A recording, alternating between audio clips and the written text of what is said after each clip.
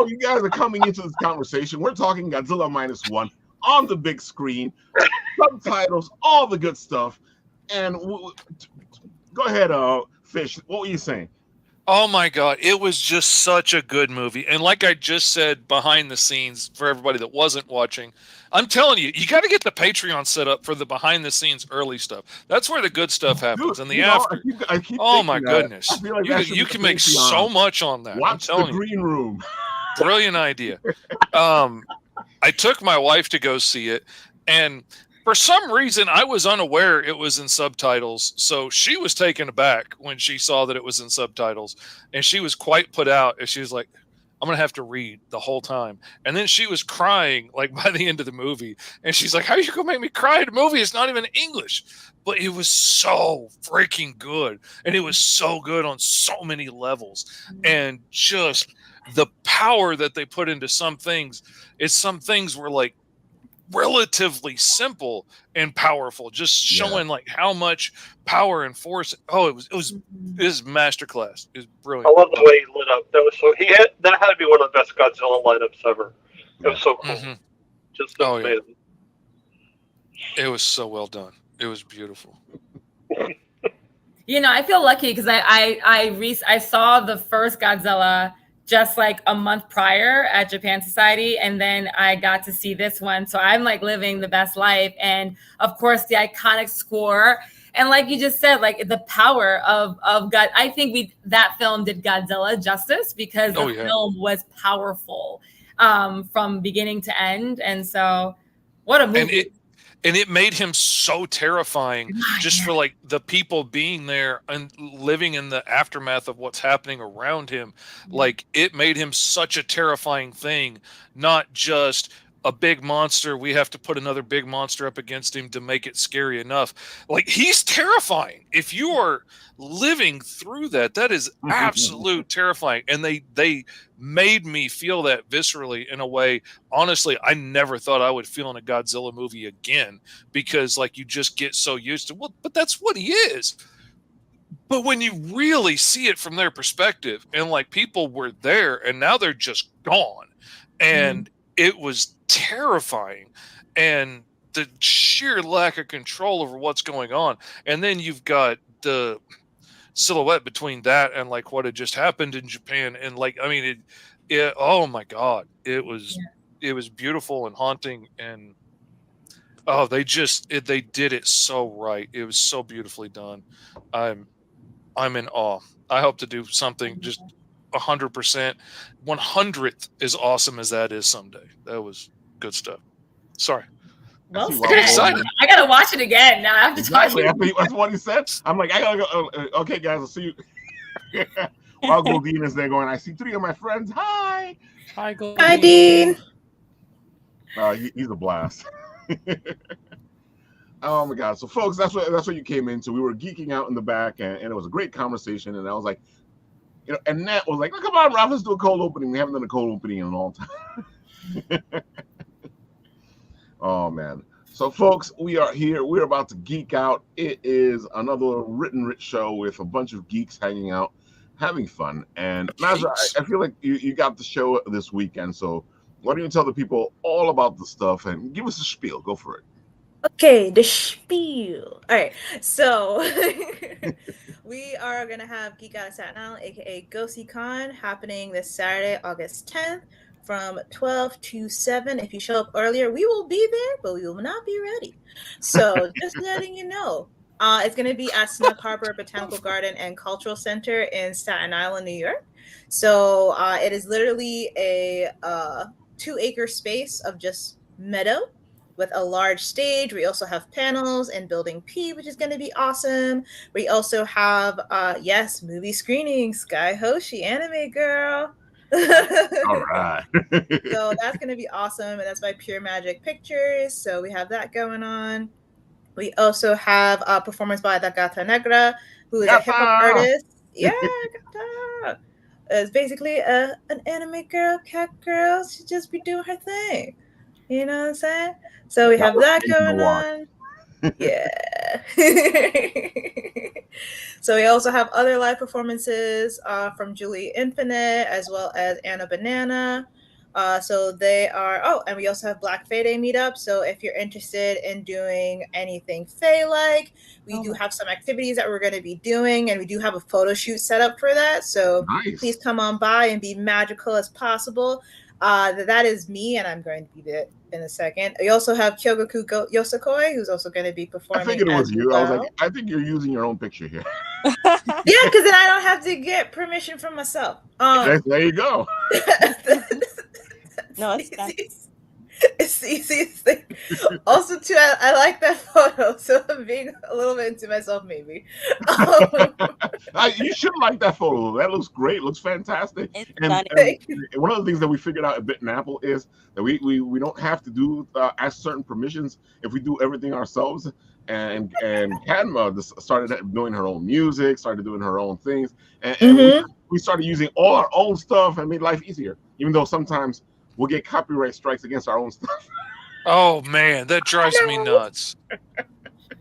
Oh, don't even get me started. One of the best fans I've got made an amazing rap song and did it about my books and stuff, and then just went on a tangent.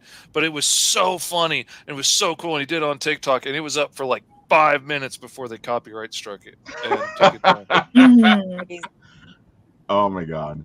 Keep going, Najah. That's crazy. That's crazy. But yes, so we have Kyogoku Yosakoi, who's going to be doing a traditional Japanese Yosakoi dance. They're also going to be teaching a dance workshop as well. Nice. So stay tuned for that. So you'll get to learn how to do some of the dancing that you're seeing on stage. It's free. So come on down. Said free? Free? Yeah. Free. For not just me, but you as well. Let me ask you this, Najah. We were talking about it in the green room, but what made you decide to go free? So I've always wanted the convention to be free, but it was hard to do that because of like needing money for venues or needing money for performers and different things like that. But thankfully this year we were able to get a grant that helps pay for not everything, but enough things for us to be able to make it free, because it should be. Cons cost a lot of money, and not just for you to enter, like people who make their own cosplays, people who buy their own cosplays. Like it costs a lot just for you to set yourself up sometimes just to go there.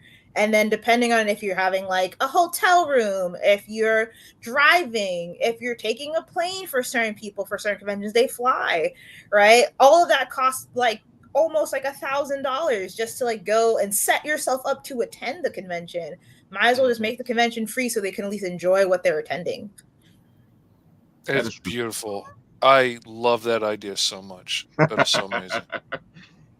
Thank you. That's another thing we were talking about in the green room, is the fact that it's an amazing thing to be able to, because it's gotten to the point now where if you're taking your family out, you know, especially, you know, people go, it's only $20, but if you're taking your family out, that's not just $20. And I don't know what con you're getting into for $20. Like, I mean, a lot of the ones that I go to are like $60 a ticket to get into. And I was like, I can't take my kids to that. You know, like my kids are grown now. You got to buy your own ticket if you want. I want to go with you, but you buying your own ticket. That's that. I'll buy you lunch. Yeah, right. Mine was a $20 convention. Before we were free, we were $20. See, that's where I get that's where I get that price point from. Which that is beautiful though. It is. Like as I was saying earlier behind the scenes, like as somebody who goes to a lot of shows and sets up as a vendor and sells my books and stuff, like I would be so much more willing to go a little more out of the way and go a little further and work a little harder for a show that was making it that easy for fans to come in and enjoy the show. Because like the show that I just went to, that was 3 hours from my home, and it was an easy trip and it's easy to set up. Everybody was broke by the time they got in the door, you know, and everybody that like brought their kids that were so excited to look at my comics, you know, they just spent like $100-something to get everybody in the door. They got no money to spend on anything now. Like they're not even going to get a snack while they're there. They're going to go home to get a snack because they can't afford it now. And that takes so much of the fun out of it for them. And And Mr. Fisk, it's gotten to the point now where, and I've been seeing this at more and more conventions, where you get your family in. So now the event has become getting to the convention. So you pay to get in, and then, like you said, there's no money for anybody else. So you're there, you're enjoying the convention, and if you come out with 1 or 2 trinkets, I'm surprised. But that's what I've been seeing lately. It's like you'll see a lot of people at the convention, and then nobody's really buying. Well, they're focused on one thing. It's usually like the well-known comics or the well-known movies, whatever it is. So that's where they want to get the fan stuff for. It's just really hard for the independents to make a splash that way. So.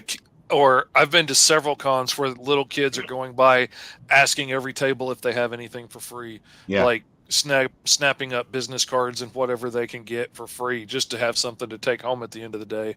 And I'm like, man, that stinks. That does stink. I mean, I've been there, but that stinks. That's why I try and always have something cheap I can give away and make a kid smile. Because the vendors, you're expecting to try to make something out of it, and you're not making anything because no one has the money. You can't afford it. Yeah, I mean, we've got a grabble, and it's usually a candy and like stickers we got that I can pretty much part with without having to worry about too much. But really, the best thing from the last con I did in New Jersey was meeting Ralph, so that made it worth it for me. It was good. I gotta say, like, again, aging myself, when I was younger, that you'd go to a convention, you'd leave with a swag bag of free stuff. It wasn't major stuff, but as a kid, you're like, oh my god, look at all this free stuff I got. It was it was proof that you were there. Exactly. And as a kid, you love stickers. So if you're getting free stickers. Oh man, and you can go to a job fair at high school and come away with pins and bumper stickers and frisbees and whatnot. Like, we could do some free stuff for the kids to like have something. Like, I started making these little mini comics and stuff that cost me like 17 cents a piece to make, and they look like the little He-Man mini comics. I remember those action figures, and like, they're a neat little entryway into my books, and like I'll sell them for $1, but like I'll also just like give them to a kid if why am I going to say no? Like, what's it going to hurt? But I'm a softie. You guys make a really good point, and that's like another thing too. Like, I try to do like surveys every year from like not only attendees but also from the vendors of like, oh, what are you guys expecting and things like that. Oh yeah, Jam Escape. We were supposed to do something with Jam Escape, but they had like an amazing event. That they're awesome. And so that's the biggest thing that a lot of vendors complain about that I've heard from other conventions too, not even just from mine. Is just like, oh, there's not enough people to spend the money that I need because they're already paying to come in. So I need more people to then offset that. Or if there is enough people, they just can't spend the money. Oh yeah, and that's from Mikey Makes Comics. Yeah. Wow. Oh, that's beautiful. That's one of our mascots. So we'll be fully launching it next year. We were supposed to launch it this year, but we'll be fully launching it next year with posters and like merch and things like that. So that's one of our mascots. Awesome. I always love when a convention has a mascot and they actually make a comic or do something with it instead of just having the mascot. I'm like, you have a superhero, use it. You got a whole place full of comic book artists and stuff. Man, make something happen. Yeah. And I try to like something I do want to do, and I don't mind saying this out loud because like it's whatever, I'm pretty transparent.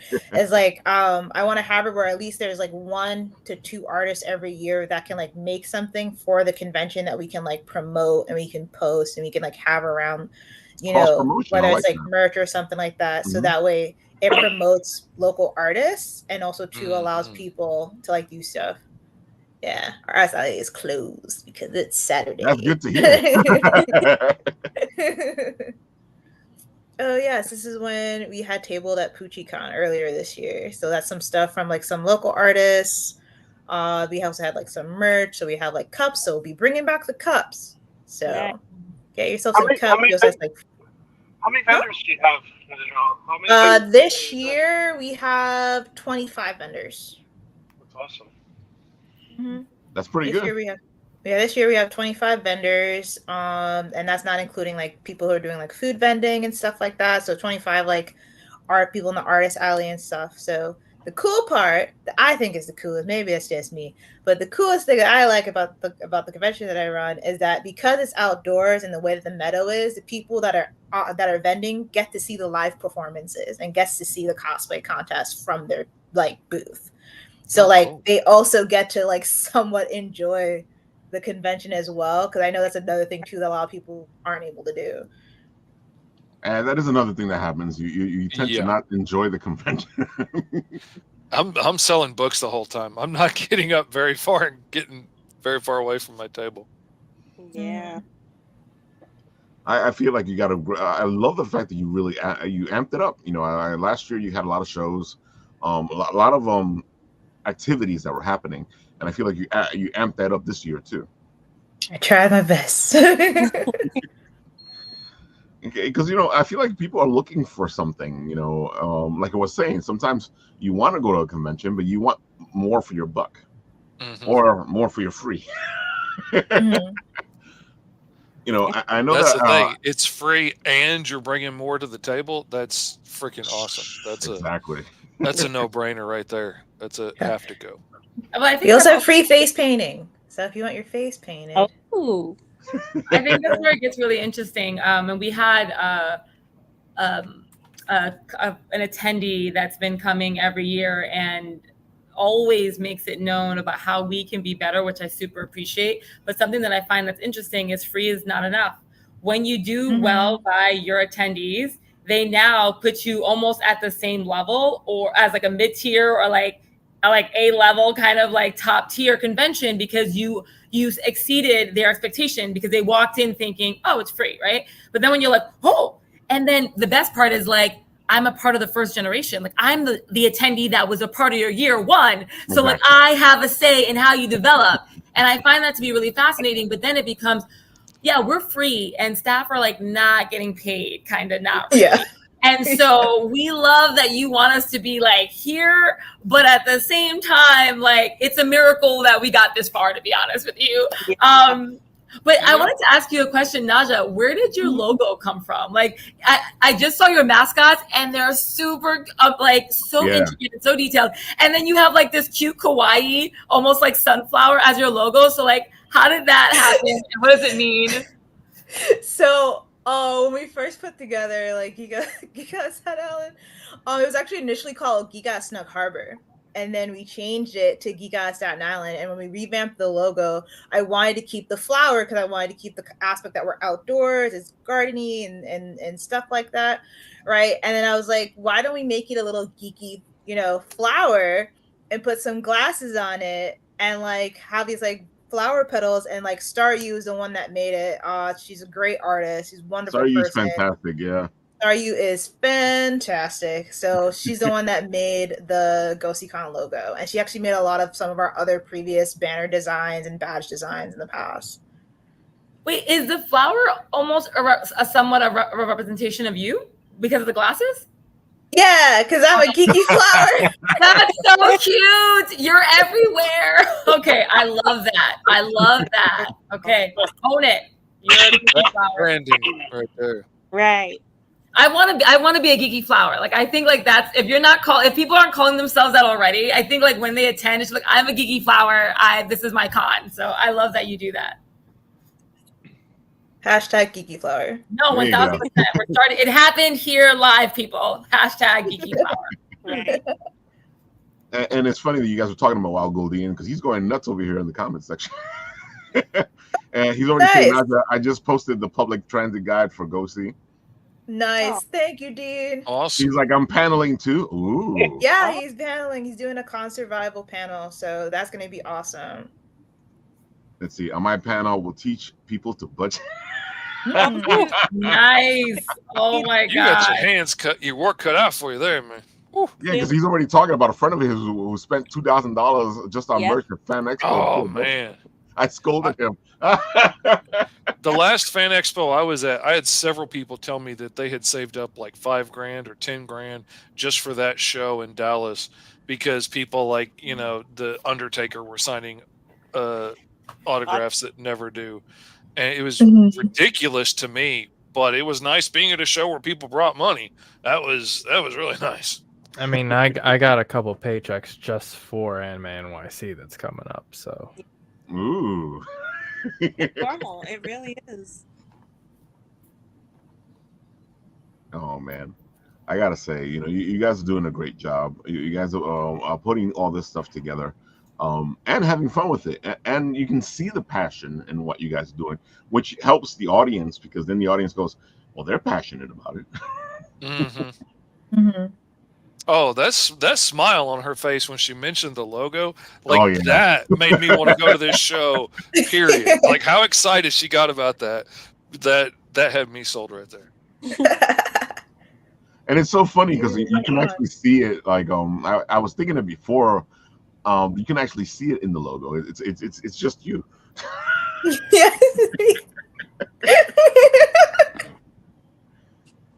It's not always a bad thing. I tried for probably 15 years to come up with a really cool like skeleton fish design for Mr. Fish Comics. I never could find anything that just fit right or looked right.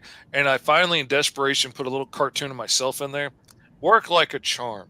So by all means, use it, enjoy it, put yourself in the logo. It's awesome. I agree. I was about to say Mr. Fish's logo is all him. Yeah. Oh my God. It's silly, but man, it works. So you don't forget it. Oh man. Yeah, you gotta make it work, Yeah, especially if you're a character. Yeah. Like 3D effect. Just a little bit. Eileen, I know that your convention is free as well. Was it a hard decision to go free, or was it just the first? Was it from the get go? It's gonna be free. Oh no, it was always going to be free, and I don't know anything else. But like that's what's so funny. I always tell people, I was like, if I can't keep it free, and I hope I never change that, that I wouldn't want to do it anymore. And but yeah, it always was imagined to be free because of the young youth members that were around me that inspired me. They are dreamers like Naruto and every other anime character, wanting to go to Japan, but I can't because I can't afford it. Wanting to be animators, I can't because people that look like me aren't animators, or like I don't know how to do it. Like, where would I start? Who would I speak to? It was like multiple barriers would always just like come up in front of them as they were speaking about something that got them super excited. Like their eyes would light up. And as soon as we got to that point of like, well, then how are we getting there? It's just like, well, I don't know. And then the fear that comes with that.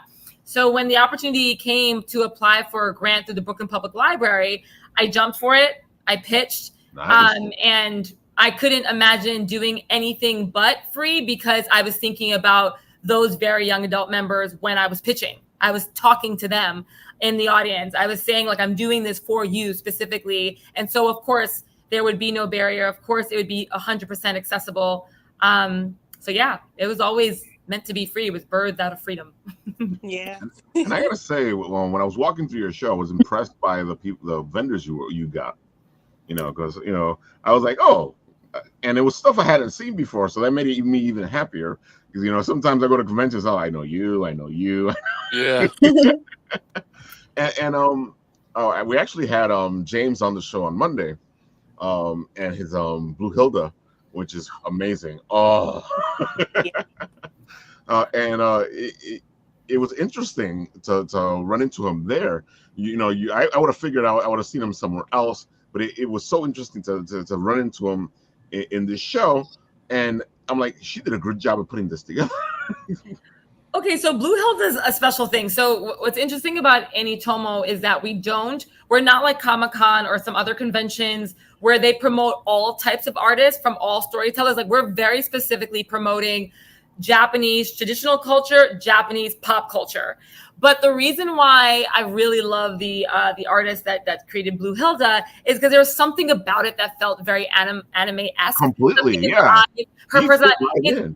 Right. It's almost like when you think of Luffy in One Piece, current anime, and how it's like this cross-cultural relationship between Looney Tunes and One Piece today, like just mashing those together. Something about Blue Hilda brings like American animation and Japanese animation into one. Exactly. And so that was like the one artist that I was like, I need to have you at AniTomo. And I will explain and fight as to why I'm allowing this.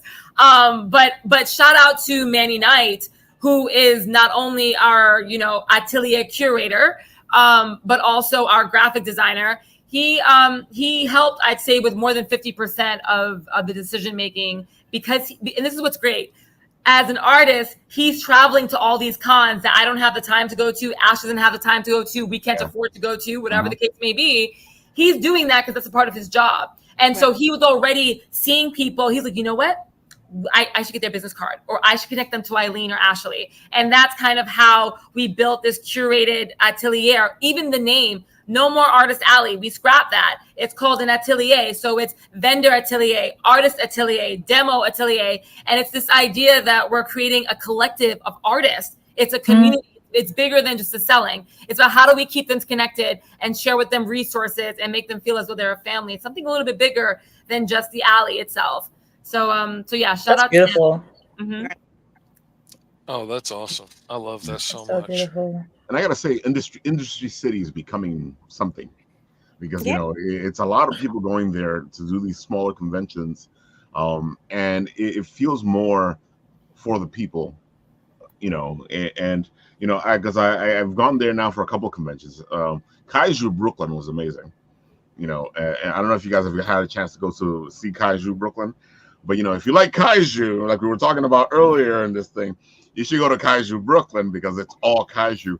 And it's funny for me, because I sat there, especially with Kaiju Brooklyn, I was like, why hasn't anybody done this? And I'm like, well, people have done this, but it just feels like they haven't done it in a while. Right. Or the kaiju become part of another convention. Yeah. Mm-hmm. That's the thing I like, is brilliant. Like curated. what they have. Brilliant. Sorry, go ahead. I'm just saying. They have a great. No, they have something really special at Industry City, and I love that it's there. It's like they literally brought Godzilla to Japan. So let's get this straight: Japan Village is the premier destination of Japanese culture in New York City. Yep. I don't know in the tri-state area, but we know for sure in New York City. They literally brought Godzilla to Japan. Like, if you think of it that way, it is absolutely genius.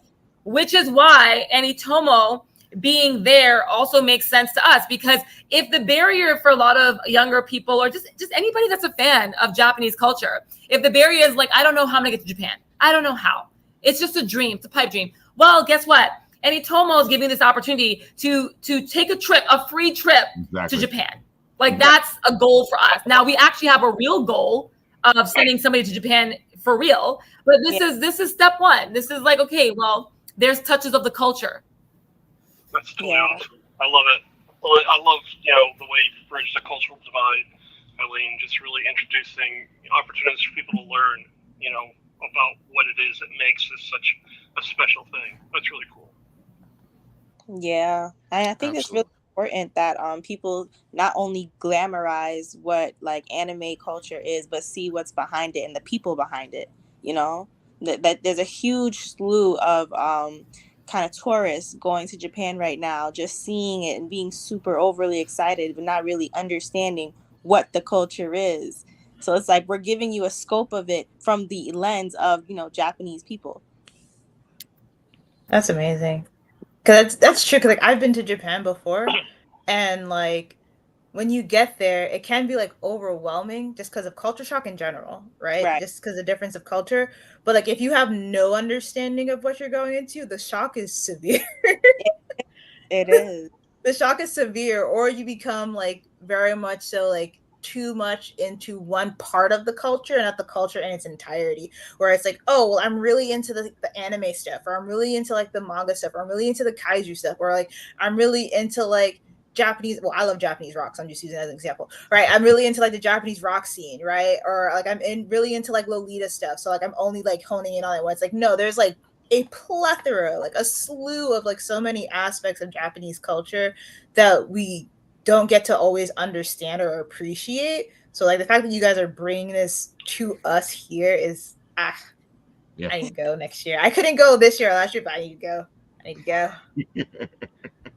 gotta say, Najah, you do a good job as well because and I always find somebody new or a couple people new or an interesting thing with your vendors because so far each year I've gone has been interesting, and I'm like, okay, what's this? Where did this come from? And you go to different places with it. It's not you're like, okay, I'm gonna bring you something, and it's gonna be interesting. Do you decide on things? Because I know a lot of the times it's who decides to hit you up on being there. But you usually hit up a person or two.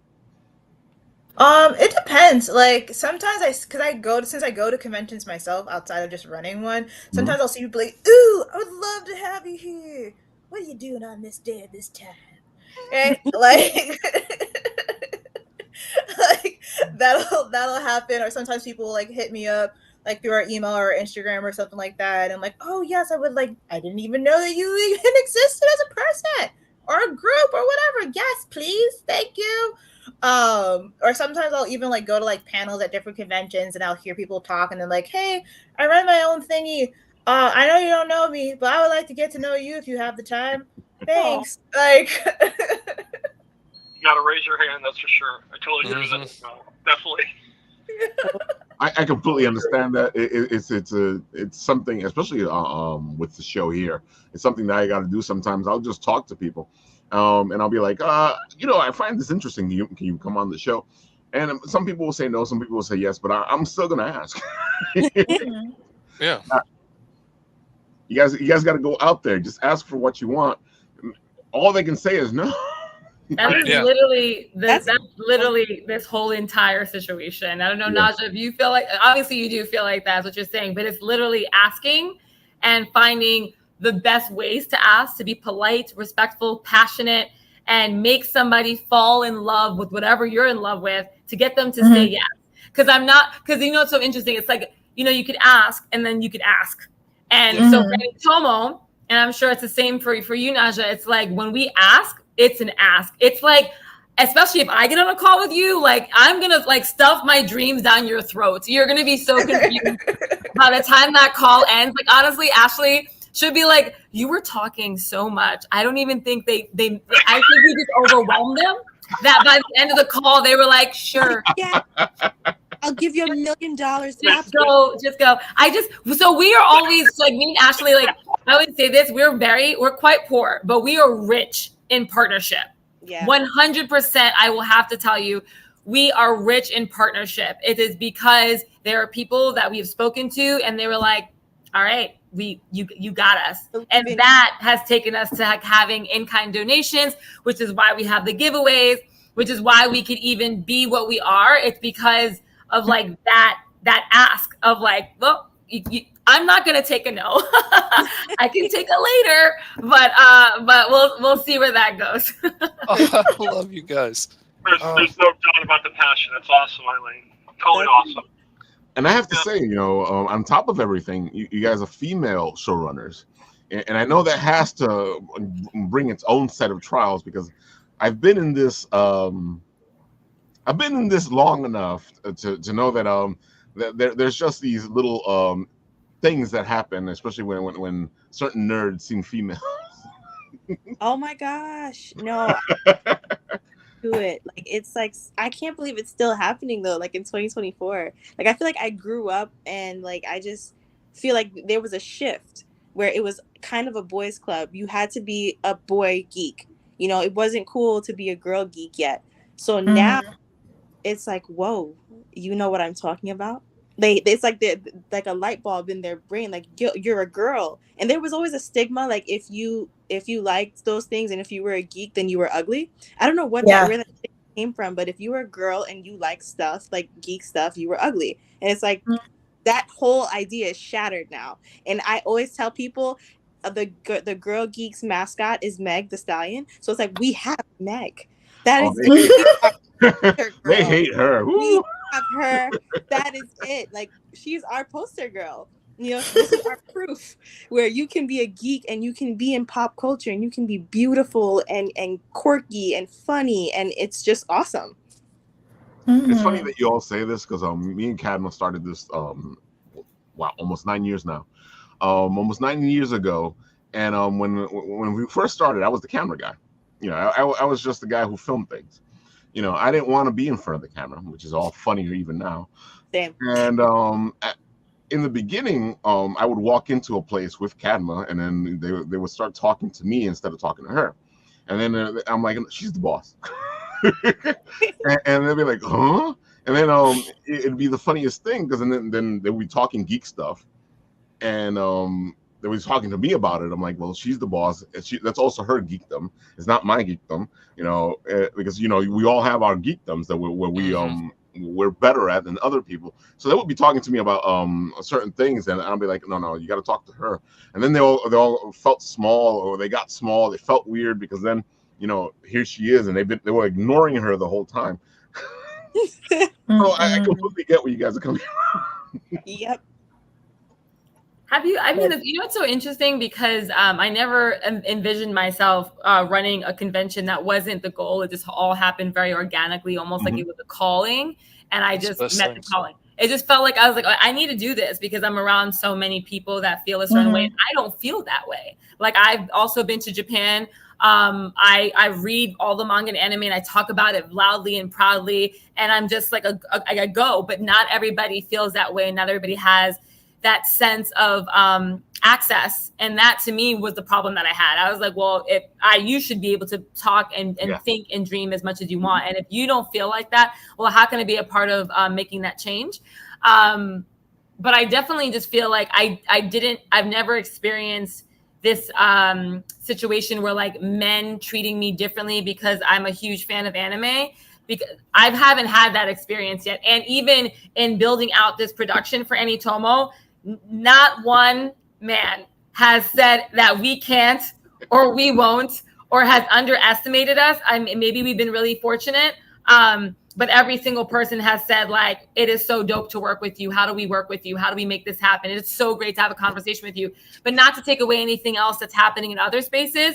I just have to say, like, we've been fortunate enough to just go. And it's a really nice mix of like different people. Like, again, Manny's on our team now, right? And so I think personally from the AniTomo team, I'm not sure for you, Najah, but it's like we just see each other as creatives that are just wanting to make this keep this a safe space, keep this a passionate space to share the love of storytelling, because that's really all it is at the end of the day. When people like would judge other people for loving anime or manga, I was like, oh, okay, you haven't read manga or watched anime. Once you do, you'll understand that it's incredible storytelling. You can't deny a good story. If you're a reader, if you watch films, if you watch sports, everything is a story. You just like you said, it's a different type of geekdom, right? So it's just a different type of story that you like. So but there is an anime or manga story for you. You just have to be willing to give it a chance.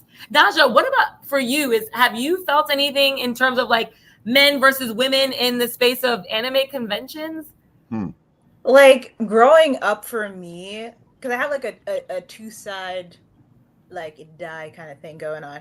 Because like for me, it was like very much so like, oh, you're a girl and you like nerdy stuff. You're weird, and I'm like, you like it too. Aren't you the weird one? But whatever, right? Like we're both weird, and that's okay, right? But there's also like the other part too, because like me being Muslim, and I've been wearing hijab since I was like younger, so like since like age like 9 or 10. So like when I was going into school, it was very much so like, oh, Muslims don't like regular people stuff. They very much so thought we were very much so secluded in a cave, don't do anything but stay at home. So when I was doing all these things, especially starting my convention, there was like some patches that I hit along the way, which is another reason why I had to have it where it was like a paid thing as opposed to a free thing. But also too, like now it's a lot better. There's a lot more people are like, oh wow, you look like me. Like I would love to go to a place where people also look like me, or I feel like I'm being represented, or that people actually accept me in this space. Like We've had panels on like Muslim representation in media. Like we've had panels on like Muslims in cosplay. Like how does that work? Or hijabis in cosplay. Like I've been on panels about like modesty in cosplay. Like we've been on different things to try to like support people from different aspects of our community. Like I always have like this like slogan of like, we're called the forgotten borough, but I'm gonna make us unforgettable. I love that. Yeah. That's the way to do it. Oh, and she just stopped talking. That was it. She just ended. She was like, that's where she drops the mic usually. Yeah. Bye, guys. See you. Thanks for having me. Bye. See you in Staten Island. I love, oh my God, Najah, like I'm like such a fan of you, and I really just got to know you now. But it's like, because like if I was an investor, remember guys, I'm poor, right? So like if I was an investor, Najah would be somebody I want to invest in, because you have all the things that like an iconic shonen anime would be, right? Like the underdog, like, right? The borough that nobody talks about, it's not included. And then on top of that, this other piece of like, I'm a woman of color, and I'm Muslim. And and you own all of that in your convention. And one of the first things that I realized that got me really excited about your convention is like your programming. Like, you know, like you were saying, like, no, not just AniTomo, like Najah, like you do a great job at programming. Like your programming to me is so stellar that it really makes me, first of all, you have so many things that is going to make your convention blow up, period. And I was telling her earlier, I cannot wait to see a bunch of cosplayers riding the Staten Island ferry and like waving to the New York Times, because I told her like that is a New York Times article. Cosplayers take over the Staten Island ferry, and it's going to be your day when that happens. And I can't wait to be on that ferry with them. But I wanted to ask you, what got you, like what hit you this year to create your program for 2024? What inspired your program for panels and events? Was anything that you saw or experienced? Yeah. So for this year, like we did bring back some panels that we had last year, which was like the traditional Japanese dancing, like the Yosakoi dance team. So we brought them back because it seemed like a lot of people were really interested in it. And I was like, why not have it where it's accessible again? If we can get it again, let's do it again. Right. We brought back another panel that we've had before, which is a con survival panel that Dean has done a bunch of times, which is great because everyone needs to know how to get to places. People need to know how to deal with con crud and con flu and like how to budget and stuff like that. Like that's super important when it comes down to conventions and stuff like that, you know. And then like we have like Sky Hoshi, which reached out to us, and like they were like, hey, we have like this movie that we want to do, and we're like a local production studio, like, can we do it? I was like, yeah, of course you can. Like, we would love to have you guys. So like that's kind of like what usually steers our programming is either the people reaching out to us or we reaching out to the people, or a combination of both, right? Because there are times like I've been to like DreamCon in Texas just as an attendee, right? And like I've had people that have like talked to me as like, oh, I've seen you at this convention all the way back in New York, and I'm like, how you doing? How's it going? And like having those conversations too, and like being down to earth with people, I think also affects programming, as well as like how connected can people feel with the programming that's here. Because there are times that I have been at panels and other conventions where I felt very disconnected when I thought I was going to feel connected with the people or what the content that they were bringing. So that's something else that like I try to think about is like how connected are people going to be? Like we've had like panels in the past with talking about like autism and an anime, right? And talking about disabilities in cosplay, or talking about like mental health and fantasy, right? Yeah. So like having different panels about different things that affect people every single day is what connects with people. So that also is what represents us as geeks and represents us in media and different things that we consume. Wow. I love you. Oh my gosh. What's so funny is that as you're makes talking, me so happy. It doesn't make me feel like, oh, I that inspires me to want to have that at AniTomo. I don't feel like that in any way. I literally, as you're talking, I'm like, it only inspires me to want to make the fans of AniTomo go to your convention. Yeah. Like that's all it makes me want to do, because, and we talked about this earlier too, is it's like, conventions try to be everything for everybody all at once. And if you can afford to be, and you have the space to be, and you have the manpower, then yeah, you can be all those things. But if you're smaller and you're not 3 or 2 days, then be what you can be and own that, and like really be okay with that. Don't feel like, oh man, we couldn't do this. It's okay. You were able to do. It's a feat. It's a feat to have anything and follow it up with con, and that's what you created. You created a con. Like that's not something that everybody can say that they did, but like you're saying all these incredible programs, and all I want to do is send people to your convention rather than try to replicate it. And I'm not saying that I won't be inspired or think that that's needed at AniTomo, like a convention that talks about certain mental illnesses or like, you know, certain just you know, you were saying autism in anime or something of that nature. I'll be inspired if people ask for it, but I also just like it'd be so much better and I think more powerful to support your convention and to make that and to get people to go to your convention. And that's what I think immediately. So again, to hear your programming, it's quite incredible, and I already feel connected to that compared to some larger conventions where I'm like, it's going to be a party and that's great, but like when you get down to the panels, like what are the panels really talking about? And yours is talking about a lot. So shout out to you. Thank you. I feel the same way about yours. Like I'm like, people need to go, including myself. It's happening.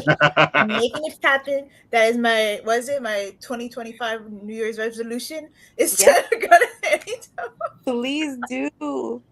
I feel like that's the thing about intimate conventions. Like it's not even like intimate because they can grow in size, but I just feel like the paneling, the programming is so different. Like I've never been to something where they press on mental health and things like cosplay, things like fantasy, just you putting yourself, that's a different type of representation right there. So give yourself a pat on the back, because that is disability in cosplay is a big deal. Like, I mean, I was in a wheelchair for 15 years. Like, there's very little you can cosplay in that unless you can build something around the thing. Like, it's a whole thing. No, you really have to get creative and touch on a different spectrum of your mind. Like, what can I do to make this awesome and still be me? You know, and that comes with a cost, unfortunately. I was going to ask you guys. I mean, do you talk or communicate with the people who attend the con just to get the reactions and try and figure out what it is we can do for the next con? You know, and I find that to be, you know, being a vendor myself, I never hear from that organizer afterwards. It's just like, I'm just wondering if you guys try to make that outreach to your attendees just to get a sense in terms of what we can do for the next one, you know? Yeah. Go ahead, Ash. Sorry. We're very similar to Najah in terms of like sending out surveys and really getting a feel for how it was for them. Like, especially for the vendors, we want to make sure that they were taken care of in that way, because they're often forgotten about in terms of just the con in general. So when we send out those surveys, it's a little invasive, but not really. It's like, hey, did you make money? If you did, that's amazing. You know, what was it? The placement? What do you feel like was good? What worked? What didn't work? Did you feel like you were connecting with people? And then we also have this initiative, kind of like There's No Table Left Behind. We have a little scavenger hunt where you get a stamp where you go to each table, and it's hard to like navigate, especially now because we're getting a little bigger, but it's a little incentive, because if whoever wins it gets a prize. So we're forcing you to go to every table. We're forcing you to see these artists. Yeah, it's great for the vendors. I mean, I tell you, I'll go to a con, and if they have the artists out front, that means no one's coming back to see us. We're coming in the back, you know. It's just like to get people engaged that way. That's an awesome way to do it. I love it. Absolutely. And just to follow up on what Ashley said, and Wild Golden just sent a little message that he reviewed us twice, and this was so fascinating to us, because the first year we honestly, I didn't think I was going to do another con after that until people were like, okay, so when's the next one? I'm like, excuse me. I'm sorry, what? And he reviewed us, and I saw the review, and we felt so legitimate. Like I went through that like as if it was like the Oscars. I was like, okay, so what's the criteria? And then we actually copy pasted that and used that as a model for like, okay, well then what about next year, and what are we doing, as well as listening to all the different feedback that we were getting from Instagram, because we run the Instagram, but there's no social media manager. It's me or Ashley. So we would get those comments back, but to his credit, like he was the first person that was just like, oh no, you're officially a convention and you're on my turf. So I'm gonna give it to you, and I'm gonna give it to you good, and I'm gonna give you the ugly, and then I'm gonna give you the good. And it's so exciting, because that level of work, he's doing it and not even charging. Like he's just out there, just like he wants you to be better. But I really also feel like if he's reviewing you, that's like you've been selected, you've been chosen, because that means that he has faith in it. And he only does it because I imagine the way that I feel is that he's doing it because he does have faith in you being better for the community, for the greater community. So like, all right, let's do this. And so I loved that we had not only Wild Golden first year, but now we have all these surveys that to really support us. What about you, Najah? Dean, same. I feel like we live the same life. So Dean's the first person that ever did like a review for our convention as well. And so like that was like super duper amazing because I was like, wait a minute, people are writing reviews about us?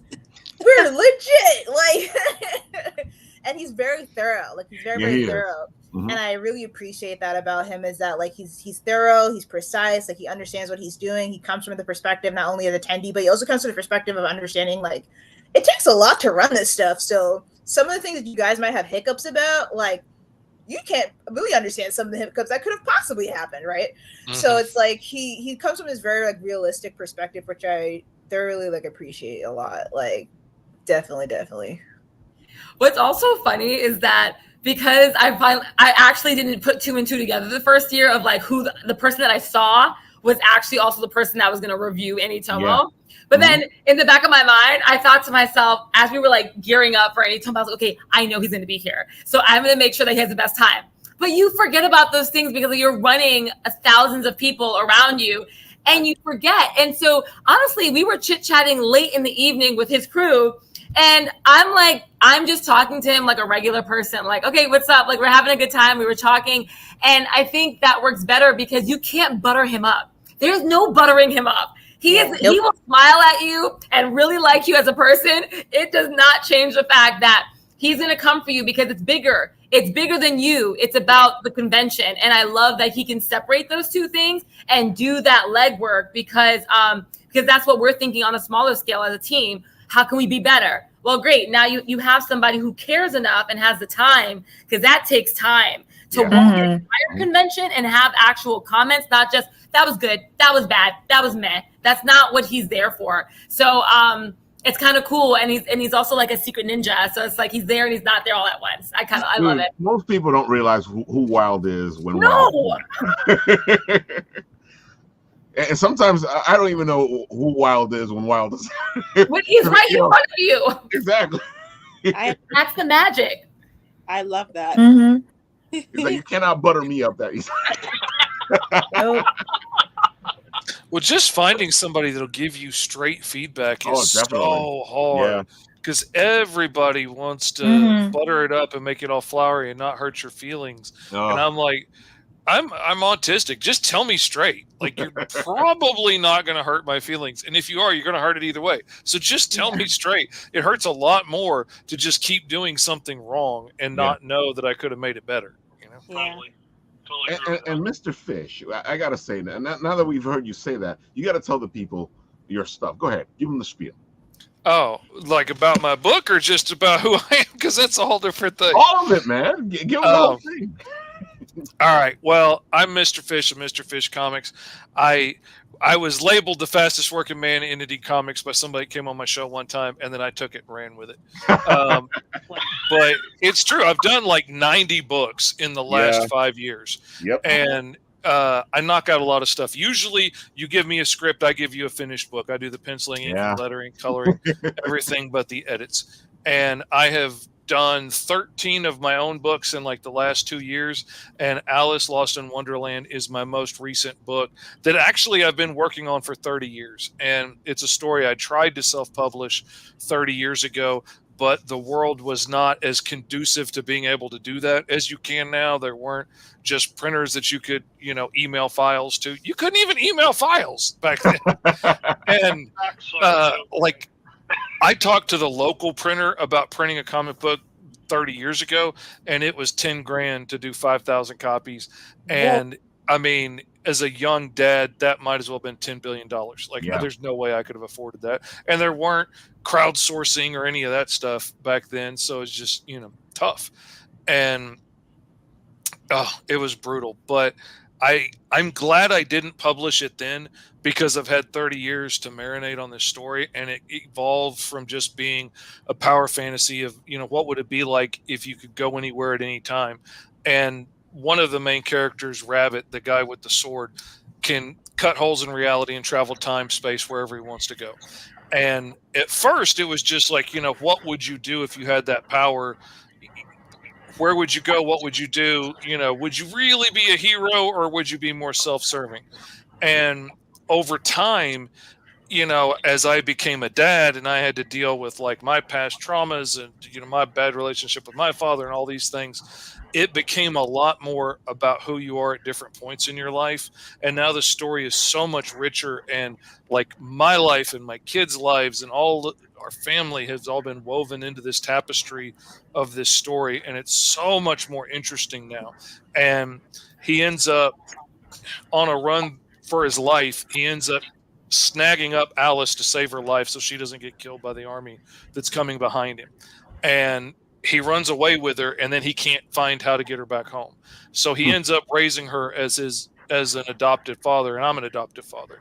But he's not quite as good at it, and he was pretty young relatively when it happens, and so he doesn't do a great job. And they end up with a shattered relationship, and it gets really complicated, and it's beautiful. It brings me so much joy. I cannot express what it's been like to get to put characters down on the page that have been in my head and in my mind and in the stories I've been telling my kids for 30 years. And now they're actually on the page fixing to be published. My son got to help me color this book, which is awesome. He grew up listening to these stories. He learned to count on dice and learned to read on his character sheet playing role-playing games with these characters in them.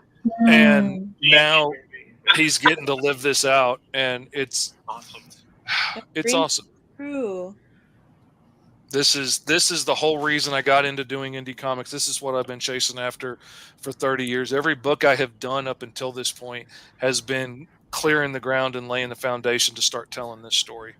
And I kind of changed the story, and I turned it, and I made it more from Alice's point of view and stuff than Rabbit's. And I think it's a lot more interesting now, and you get to see it from a more complex point of view, and get to see how you can try really hard to do everything right and still like have your kids grow up to hate you. And, you can try and do better than your parents did and end up making whole new mistakes, and, all kinds of cool stuff. And there's criminal warlords and armies of time worshipping cultists and ghosts and monsters and all kinds of cool stuff. So there's lots of sci-fi action. There's lots of multiversal time travel, complicated nonsense. This happens because you did it in the future, all the fun stuff of doing time travel. And there's all the other books and stuff that I've worked on my own that you can pick up. And lots of awesome stuff. But yeah, this book has been what I've been doing it all for. That's what all of this was for, was to get where I am right now. Okay. So when Najah got so excited and her eyes lit up about talking about her logo, I was like, you had your moment. Like, and I can't tell you how happy I am. And just to be able to take the things that are in my head and put that onto paper. And I feel like that's something we all have where, we're producing events, Najah and Ashley and I, and but it's the same thing. Like, to take what's in here, it eats at you. And it also it's like a beautiful gift and a curse in a sense, because it stays there and you're really just trying to bring it to life. But I love this. And this is, it's so funny, like a convention within a convention within a convention. Like, you have Artist Alley, right? But imagine if you could really spotlight artists in a different way, because to hear you talk about your work, it was maybe you spoke for maybe 3 minutes. 3 minutes. But you had us, and it felt like you were with you for so much longer. And this is something that, as you're talking, we've worked on our best to try and get people to stop at an artist table, not just, okay, can I get something for free? What am I buying? But no, I need you to give me 1 minute of your time, and I just want to talk to you about why I'm here, what inspired me, and how you can support me, before you start asking me about buying something. Because hearing you speak was so, first of all, the character designs are beautiful. They're stunning, and her movement. But this idea of what if you had the power? And it always starts like that. What if you had the power to go anywhere at any time? Where would you go? And instantly now I can see myself reflected in your story, because it's like, where would I go? It's not just, it's not about her too. It's about her taking on this journey. And I like wish that and that's something that we think about in conventions. It's like, you know what I want to tell you, Fish, a dream of mine to have happen, but it hasn't happened yet, is to have a panel similar to film festivals, like where filmmakers go in front of producers and investors and they pitch for like 5 minutes. That's something that I want so bad, is to be able to invite artists to come to a panel, and maybe Square Enix manga and books, or like some kind of publisher is there, or whomever the powers that be, that reads your work before it gets acquired or published. And you have 3 minutes to like pitch to them, and then to get feedback, not to get picked up, because like I know it's like a whole other story, maybe to get picked up, but it's really to get the feedback. And how exciting that would be to let somebody just talk about the work that they have been thinking about creating, or have created for so many years or months. Because listening to you right now is like, oh, I love this. And it goes deeper, because it's like, it's not just Alice, it's you. We get to know it's your story. It's so, that's so cool. It's not just the story to try and sell books. Like, this is my life story. This is the one I want to live on past me. Oh, I feel like I like when you said it was 30 years, I felt like it when you said it. Like you said you put your heart and soul into it. The fact that you are also an adoptive father, like it gives me something. It gives the story a backing. Like it makes me think, oh, this is a piece of you. Yeah, and it is, and everything that's been a part of my life, everything I've struggled with, has ended up making this so much better than it started out being, you know?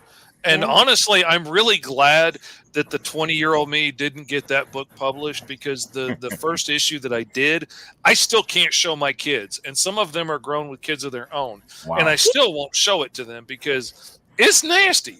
But I was, you know, 21, and I was trying to show the world how grown up I was. So I made it very grown up. And then, surprise, surprise, nobody wanted to carry it unless it was wrapped in brown paper and sealed in plastic, and behind it you had a show ID to get for it. And they wanted 80% of the cover price to hold it on consignment. Like, nobody would just like sell it. So I'm glad it's not out there with my name on it now. I'm so glad. So like Frank Frazetta, was it who did Dan? I can't remember the artist name who did that. I can just remember all that stuff from like the 80s in the whole thing. It's just amazing. Cool. Oh yeah, I thought, man, this is what grown-ups do. This is, you know, why movies are R-rated and stuff. Like I'm man.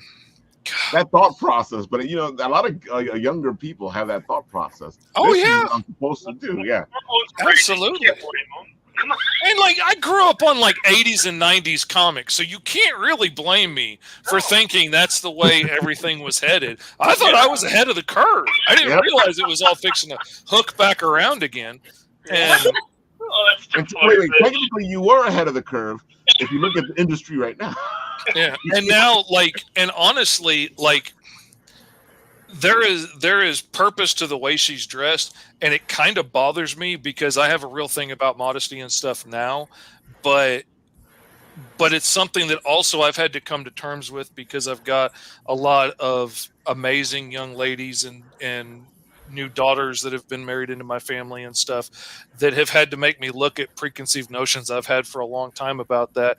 And like, all of my daughters dress much sexier than I ever would have been comfortable with before. But also, like, I've had to come to terms with, it's not just about what I think about it, and it's not just about like how I may have felt about it 20 years ago, but it's also like how they feel about themselves and the pride that they take in themselves and how comfortable they are in their bodies and how powerful that makes them feel. And so like, I've had to come a long way. So like, I feel weird that the last two female characters I've introduced have been scantily dressed, but it's part of this. Like, the last one is literally based on my daughters. Like, she's from my Cro-Magnon Bird Barbarian book. Like, that character is completely based on my daughters, and she's terrifying, and she's violent, and she's mean, and she can do anything she wants to do, and she's beautiful, and she's rocking her her body and comfortable with it. And so like I had to take everything that I had to learn and grow and come to terms with and realize that it wasn't just about me, and I made it into this really awesome character. And Alice has purpose and points behind the way she's dressed, but you know, it's not just to put a scantily clad woman on the cover of the book. No. But Big kudos to you, Dad. Big Awesome. because that's Really awesome. I love listening to this because now it's also making me think like, okay, it's not about perfecting any of the things that we're doing. It's really like, I know it sounds cliche, but it's about like going with the ride and like knowing that it's all like, we don't stop, like we keep going until it is our end. Right. And so I love that you're like, I've been doing this for decades and I'm still learning. Like I'm still, you have to be okay with evolving. You know, you have to like for so long, the story was from his point of view and she was a side character really. And then, you know, I realized I needed to turn it around and make her the focus of it. And then you can better see his shortcomings and see her grow to hate him for it and someday come to terms with it and all of that stuff better than, you know, from just his point of view. And a lot of that like comes with going to therapy with my kids and stuff, and you know, and trying to learn and grow and not make the same mistakes, you know, that have been made before. And it's, man, I am so proud of this. And not for nothing, like being willing to listen and take other people's advice and let other ideas shape this and not just say, no, this is the way I imagined it. It's the way it has to be. It can't grow beyond my grasp. But like, I brought a friend of mine in that I really trust, a writer that I really respect. And he started kicking out ideas and I was like, oh man, that's beautiful. Yeah. Like, I mean, if we weave these two things together over here, that makes it so much more beautiful and stronger than it was before. And it's not the way I originally imagined it, but I'm not God. Let it grow, let it change. Yeah, if it can be more beautiful because we worked on it together, abso-freaking-lutely. I'm happy. Totally awesome. Oh, that's something that we think about all the time at AniTomo, because we're only, and Najah, I got to hear from you. This is so interesting that you said this, Fish, because this is our second year, right? And so when you're building, it's like with a child, right? When you're building a child, you're the one that coddles it. You're the one that teaches it how to right from wrong before you send it off to school. But you're like, now you're going to school, but you've been taught, like you had a structure. So you're okay. You're going to know when it's like not okay to do that because we taught you how to survive on your own. But because we still feel like we're just crawling, right? We're a toddler. It's, for me, sometimes I'm like, no, I definitely have a vision for it. But you know what has, even Ashley, like when it comes to marketing, she's like, no, it has to be like this. There's a reason, there's a method to the madness, there's a strategy. Marketing is marketing for a reason. No one's gonna like pretend that it's not important. But you know what has always made us bend? Money. When money's not there, you're like, you know what? We didn't need that anyway. Who needed it? Forget it. I didn't want it anyway. I didn't really need it. But like weeks prior, it's like, no, we're going to have programming and it's going to be in color and we're going to have 3,000 prints. But then it's like, oh no, you don't have money for that. We don't need programs. We don't need it in color. We don't need couple QR codes sprinkled around will be fine. People don't care about paper anymore. But that's what's so interesting is that like I have to like learn from Ashley, like she's like, but and she said this earlier. She was like, people want something to hold on and to remember to. That's why those stickers matter. Yep. That they need to feel like they are inside of this thing, right? That we've created, whether it's anime, manga, sports, whatever it is. You want to have something because we are physical beings in a physical space. Najah, what's your thing? Do you have a thing where it's just like I hold on to it and then I'm like I release? All my ideas. No. Everything. I would not actually no, yeah, all my ideas. Because I've had to like come to like a realization that as much as I think my ideas are great and grand, sometimes they're not always plausible. They're not always possible. It's not impossible. It's just not possible, right? And so it's like I have to be like, okay, you know what? Maybe I could do this like next time, or maybe I can do this someplace else, or maybe when I table I can do something like a rendition of this or something like that, or maybe when I talk to this person I can mention this to them and maybe they can do it because that's not something that I can do or I have the capacity to do. Also too, it's like the people that I work with being understanding that I don't know if everybody knows this. I know a lot of people that I talk to know this. Like everyone volunteers, including me. I get no money. I'm poor, right? And I've been doing this for now almost 6 years, right? And so like that's 6 years of brokenness. And so like I have to also realize that that's also something that I might have to let go is the people that I work with, because people do want to get paid or people do want to be compensated in some type of way to do the amazing work that they do. And I agree that they should. Right. So if the money isn't there to pay the people that I wish to pay, I have to be okay with them not wanting to do that. And I think that sometimes can be hard in any volunteer space, whether it's like in a nonprofit space, whether it's in like a convention space or whatever the case may be. Like if you have volunteers, you have to be okay with the fact that they may not show up, or they may not do the thing that you want them to do, or they may not be like this upstanding citizen who's like able to do everything or is like the most fantastic or be able to do it the way you wanted to do it. Like that's hard for me, is to let go and just be like, okay, Paul's going to do it the way Paul's going to do it. And it's not going to be the way I do it, but he's going to do it. So I'm going to let him. That's hard. That's really hard when I know I could do a good job if I just did it myself. But perfectionist, isn't it? I hate that. It's hard. It's super hard. Like that's something that I've had to learn like over the years. Like, and I'm still learning it because there's definitely time. And you can ask like if my other team members are on here, like Najah, you know that you do X, Y, Z.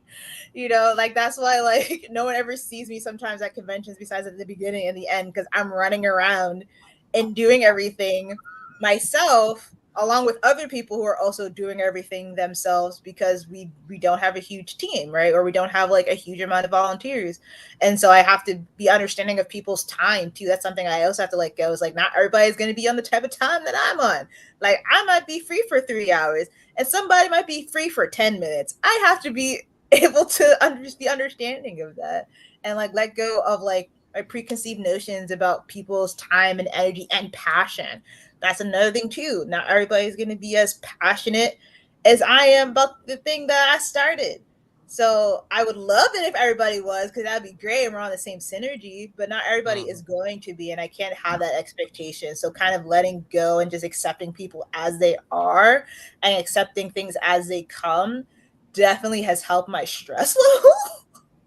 And definitely has helped me with like feeling anxious about the convention, because I always feel anxious about the convention. Like that's just me, but like without feeling overly anxious about it, like, oh, something's gonna go wrong or this is gonna happen or blah blah blah. If I just be like, you know what, I put in the work, I try my best, my team tried their best, we're gonna have a good time, whatever's gonna happen is gonna happen. I'm just leave it up to God and go.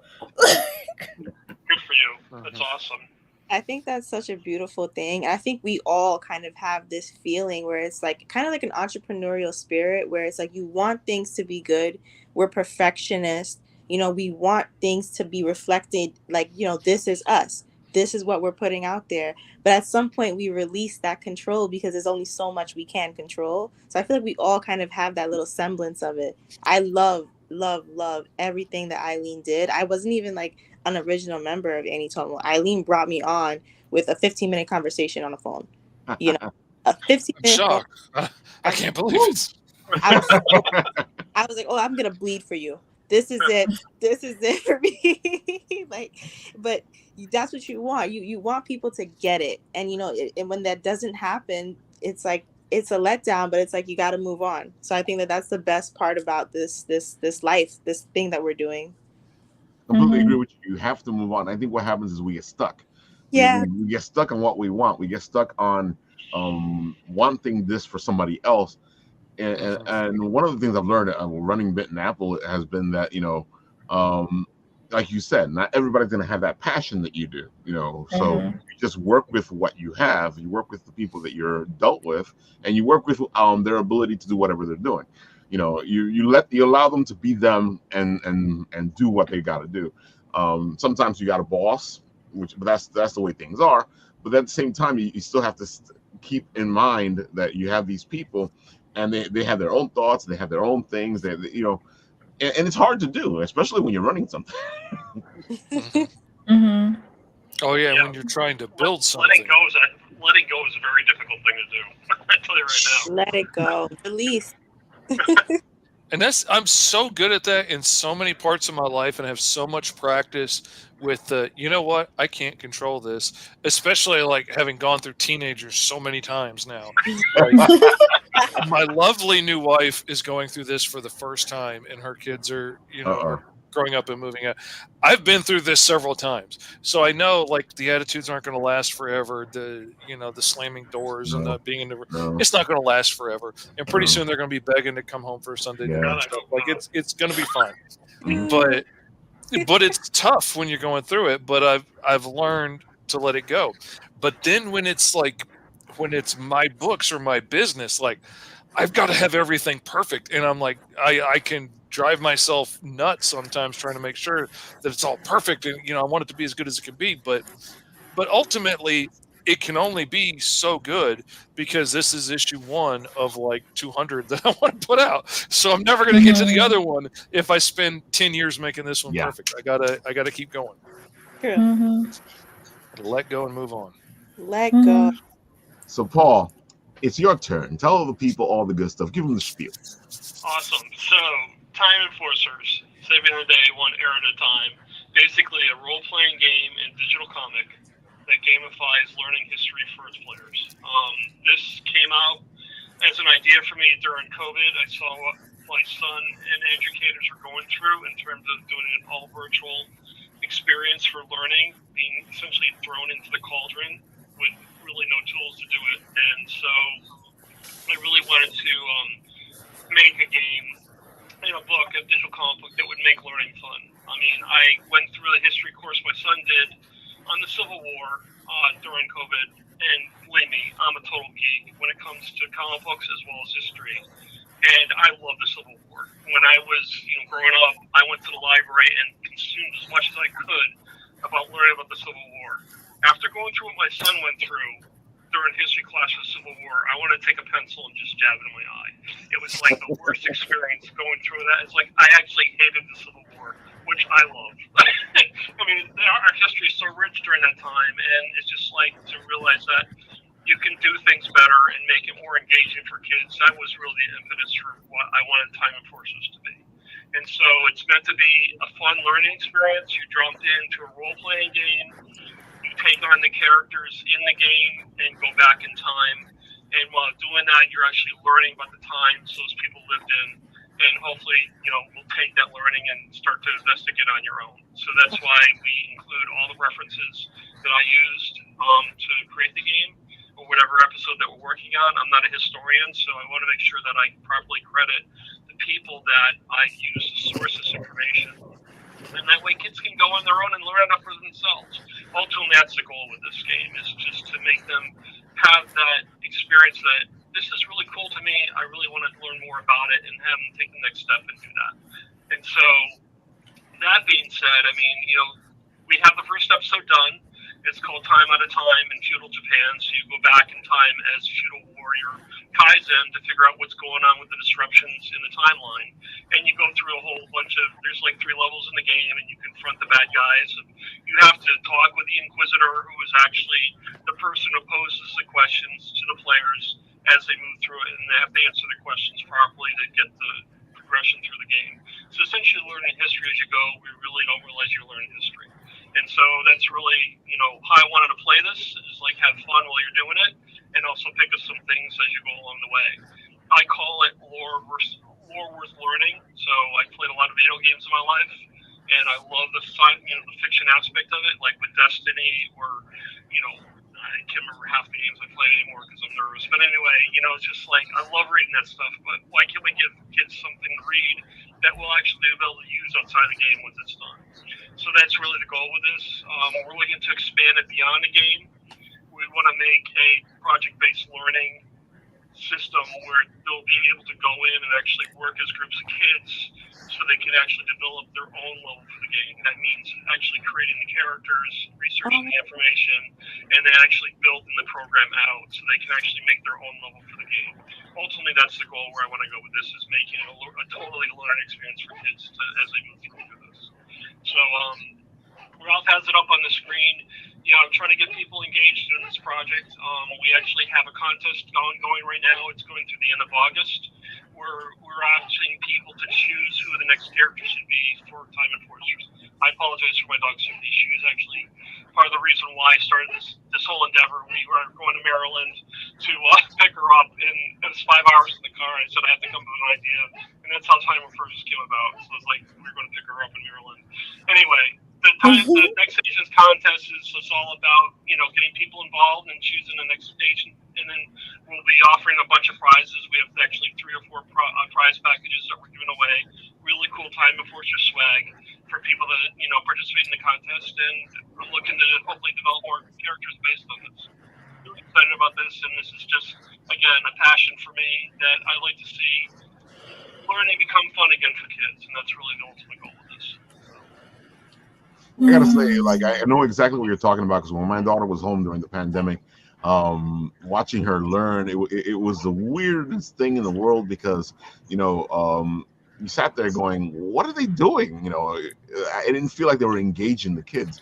It was more like you had a talking head talking to the kid, and they were like hoping that stuff would stick. It wasn't sticking. I'm sorry. I sat through it. It wasn't sticking. I just wanted to walk away from it at some point. Oh, definitely. Which is sad. Which is sad. I mean, that's not what learning should be. Learning should be fun, in my mind. If it's fun, you'll remember it. Like, I remember my history teacher, he told stories. And I remember Alexander Hamilton and Aaron Burr, getting into a duel like I was there. And I just remembered that so clearly. I was so excited when he said he was making a musical about that, because I love that story so much, because my history teacher made me love it because he told such an awesome story about it and made it fun. I hated history before that time, and now it's fun. It's interesting. I'm happy you said that, Fish, because a lot of people always go, oh, which English teacher made you become a writer? And I'm like, none of them. Well, maybe become a writer was my history teachers, because they would tell me these stories. They would, and these stories were intense, and they would tell me all these history. And then I still run into that today, where people will go like, oh, I didn't learn about that in history. And I'm like, were you guys not paying attention? Was my teacher teaching me something else? Because like when Juneteenth came up, everybody was like, oh my God, this is new. I'm like, this is not new. The heck, were you guys sleeping in history class? They were. No. I don't know. It just showed up on TV a year or two ago. But I've always had history teachers that would tell me as it is, or as it was, or they gave me the facts and then let me decide for myself, what I wanted to listen to. They didn't just give me the book and go, this is history. No, they were like, we're going to tell you about history and you're going to learn, No, this is amazing. All I can say is, where was this when I was in school? Right here.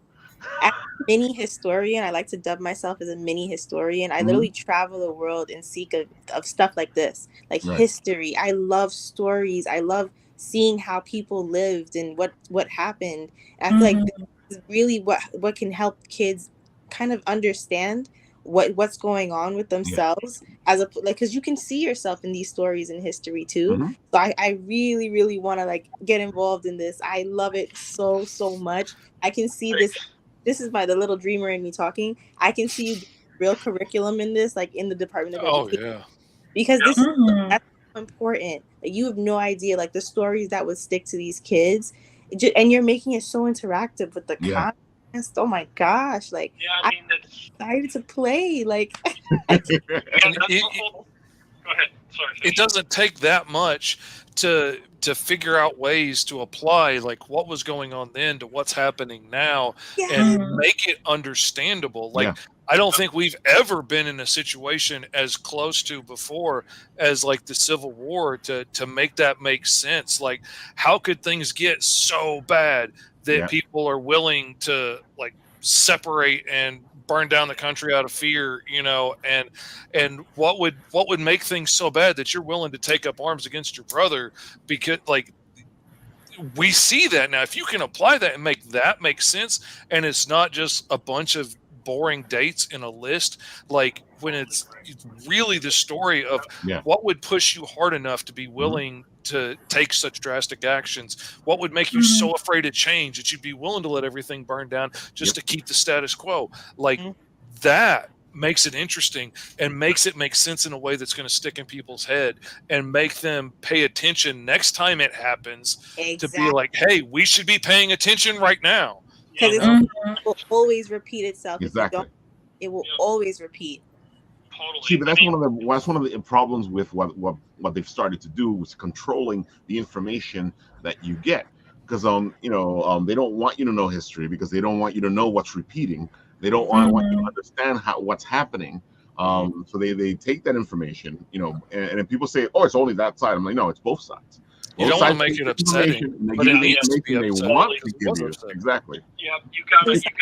That's one thing I really find important with this is I want an unbiased view. I want people to really look at this and decide, where can I go with this, and really make a decision afterwards. I mean, one of the things that warmed my heart the most was at the last con I did in New Jersey. There was a little girl there. She came up with her dad. She couldn't have been more than 5 or 6 years old, and she said, "Daddy, who's this woman?" And it was a picture of the head of Amelia Earhart. And so he said, "It's Amelia Earhart. She was a famous aviator who flew across the Atlantic," and her eyes lit up.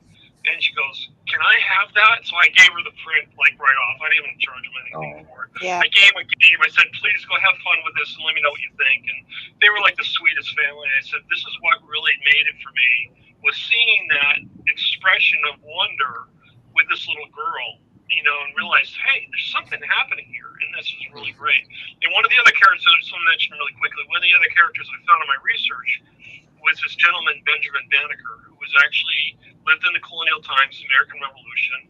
Okay, he was African American. He was a civil rights activist. He knew Thomas Jefferson. But what blew my mind totally was he invented the first wooden clock. So time before search, Benjamin Banneker, this is awesome. It made it for me. Just finding crap like this is just amazing. So I just love it. This is just so cool. Just really cool. Finding the history and just, focusing and being able to bring it to light just makes this whole project for me. It really does. Oh, freaking goosebumps, man. Exactly. Yeah. Get me started on, man. Yep. And it's funny because a lot of people want you to not realize that that representation is important. And it's funny because they see it that it's important, but at the same time they don't see that it's important because they've seen it for so long that they go, "Oh yeah, whatever," but they don't see it as, "Oh, I saw this and that inspired me to this." No, they don't see it like that. Yeah. Yep. And it's amazing to me. I'm getting reactions from my Facebook posts. It's like, it's men, it's women, it's multicultural. I mean, so many people had so much impact on our history as we know it, and it's just overlooked. And I think people just glaze over and just look at the important things. Like, Fish said, it's like memorizing the dates. It's like, who's going to remember a date once you leave the classroom? You have to understand who these people were and how they impacted the time they lived in and how that time impacts us ultimately. Because really history just built on itself, right? I mean, events happen and they happen for a reason and they come about. So it's really what I love about this. And the things that will push people to action to change the world, and the things that can terrifyingly make people sit still and let horrible things happen around them and think it's okay because it's not happening to me yet. And it's terrifying, but it's happened so many times. And if we don't pay attention to it, then you're not going to see when they're doing it again. And, we can just let things happen and not care that, they knew Teflon was causing cancer from the beginning because, well, if my mom didn't get cancer from it, then what do I care? But if it wiped out the whole family where you live, where they were manufacturing it, it's an issue. And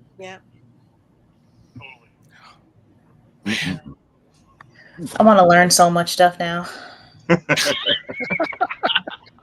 It's so serious, like, because I used to play those types of games when I was younger. Like, my mom was very big on education, so like she would have those like fun, learn about this stuff type of games, and I remember those games, and I remember playing them, and I remember being like, I know everything now because of this, right? And it made me feel like mighty and strong, and like I don't know, change the world or something like that when I was a kid because I got to know these things about history, about science, about math. Like, I'm gonna go play it now. Knowledge is a great thing. I love it.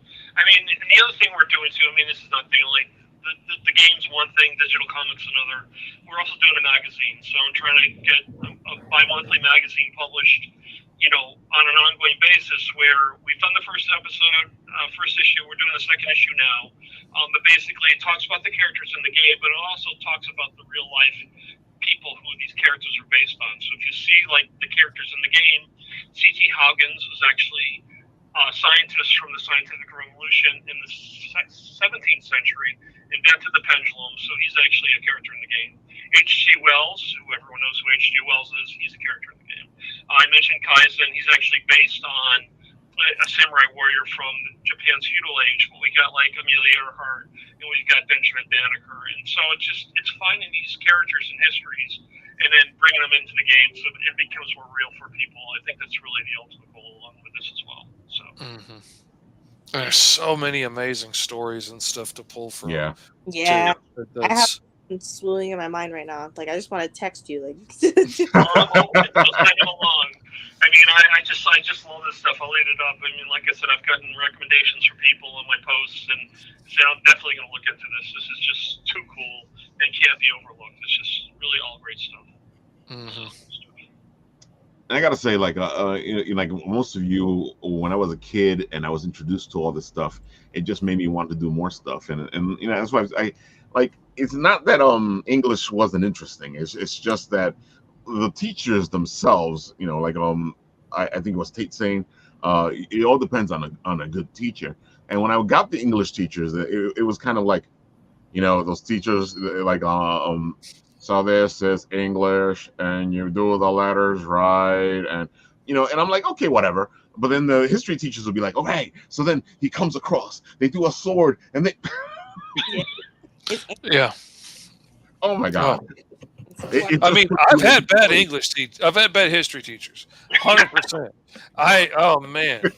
I could tell you stories, but when they love what they're doing and they love the stories and they want to share that love with you, then like I remember the smell of the mist as it was parting that morning, with Aaron Byrne. Like I remember it like I was there because he told the story so well. Yeah. And that's awesome. That's what you want to do. Inspire that kind of imagination and excitement and fun, Yep. So Najah, tell the people, because I see we were way past our time. So Najah, tell the people where they can go on Saturday. Yes. So they can go to Snug Harbor Cultural Center and Botanical Garden. Botanical Garden, Cultural Center. I always switch it up. Sorry, guys. Which is located at 1000 Richmond Terrace, Staten Island, New York, 10301. That is happening from 12 to 7 p.m. Like I said, you can show up earlier because the park is open. So they have like a tiny scholars garden and all these other things that you guys can go to. Come early and help set up. Exactly. So like you guys can like head over there and then like skedaddle over to where we're at. So yeah, you can go there. If you want, should I do the socials? Yeah, go for it. Yeah. So if you want to follow us on social media, you can follow us on Instagram at GOASI_con, Goasi Con. You can follow us on our Twitter, which is also Goasi Con. And you can find us on our Facebook, which is Geek Out at Staten Island. And yeah, that's us. That's what we do. I'm going to ask you, Najah, because I know that Eileen did it too for her thing. Do the people need to do that whole pre-purchase of the free tickets? Yes. So, okay. You don't have to do it. It's not like you can't come in because it's open. So no one's going to stop you from coming into the space. We just prefer that people get the tickets beforehand just so that we can have like a head count. It helps us with our figuring out our numbers for like certain things, for like spacing or like we have enough space for like at least 1,400 people. But I would like to know like how many people are coming because like it helps us have like an estimate and stuff like that. So if you can purchase the tickets off of our website, GosiCon.com, that would be great. If not, still come. Don't worry about it. It's not a big deal. Like you're gonna be let in. There you have it, folks. And Eileen, you guys did it as well. Was it helpful for you guys? It was. Wait, says the person who was at the front area. Like in theory, yes, in theory, it's great to have those signups because people are going to ask grant sponsors. They are going to grant funders, and sponsors. They need to know how many people did you actually register and actually how many people showed up because those numbers are going to be different. And so we're always going to continue to do that, but find better systems. But we do know that when people actually arrived and, the scanning and the wristbanding and that takes time. And so Ashley made a good point and that we just need to have more volunteers stationed for check-in because you want to get people wristband. There's just so many things because like you're saying, Najah, it's free. You're going to get in, right? Unless like 1 million people show up. But the thing is like we could be wristbanding people as soon as they get on the line, like pass down the wristbands. Yeah. And then we scan. These are things that we are going to like troubleshoot for next year. But Ashley can speak more to it because she was at the front desk checking people. No, you got it right on the head. That's what I was like, don't tell them that it's not important because that's you're right. You need the number. Like it's an estimate is great, but if you have that raw number, like this is our Eventbrite. Here you go. Like it also shows you success. Yeah, it's a marker because it's free. We don't really have that boundary. We don't really have a budget. We need that to it sets where we are and where we could be. So it's definitely important. But it was a S show when we did it this year. We did. I gotta say, right out the window, and there's always people in the lines. Exactly. It's like Titanic, where it's like, are there any more seats on the lifeboat? It's like literally like we're melting. Is there any water? Is there any food? And I'm like, okay, you knew you were gonna stand in line, right? Because but this is the thing. Like then I get into that mode. This is how like you think you're like some type of Mother Teresa. You're like, it needs to be free and full of no barriers. And then you get into your producer event mindset, and you're like, but you're coming to a convention and it's hot. And of course you're gonna be lining out outside. Have you never lined up outside in an event that's long and big? Like you have to prepare for these things. And this is where I have to remind myself post-con, I'm like, but Eileen, don't you market to people that have never been to conventions before? There are people that are not gonna know that they need to have a bottle of water. They're gonna and you make it free. New people are going to come. And that's the point, like, right? Like you wanted them to show up and you definitely wanted to impact people that had never come to a convention, but then they show up and you're like, but don't you know that you're going to stand in line before you get checked in? No, Eileen, no, some do, some don't. And this is where we just have to be better and more efficient. And that's the fun part. Cause then you're like, okay, new game plan, pass down the wristbands, pass them down. My first big con shocked me. I almost turned around and left. Like when I saw that line, I was like, "Oh my goodness! No, I don't know if I can sit in this that long." No. Like, dude, that's what I tell people all the time that a lot of people make the mistake of going to New York Comic Con as their first convention. I'm like, no, do not do that. Go to smaller conventions, then go to New York Comic Con because it's overwhelming for me, and I've been to New York Comic Con so many different times, and every time I go, I got to step out or I got to do something, and I sit there. How did you make that your first convention? Yeah, I gotta say, you guys got a difficult job. That's too much. There was one point where because I'm thinking about it, and I know I was at your convention, and I saw people just walk in. Yes. Yeah. That's the other part. Yeah. When you think you have a system and you're like, nope, everybody needs to show their confirmation, please. Nobody gets in. And behind you, there's like 20 people walking. Like, hey, you're on the line. Okay, that's cute. Cute.